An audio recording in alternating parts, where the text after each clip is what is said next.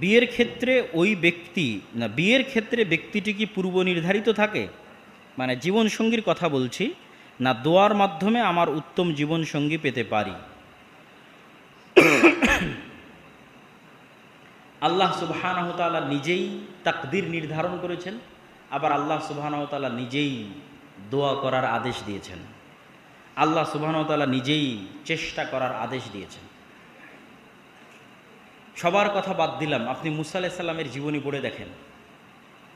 মুসা আলাইহিস সালামকে আল্লাহই বলছে তুমি যাও ফিরআউনের কাছে।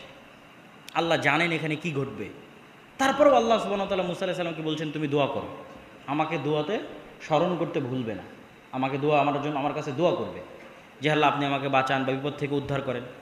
আল্লাহ চাইলে মুসা আলাইহিস সালামের মুখের তোতলামি এমনি ভালো করে দিতে পারতেন।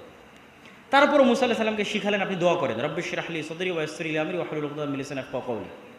দোয়া একটি ইবাদত যা আল্লাহ পছন্দ করে।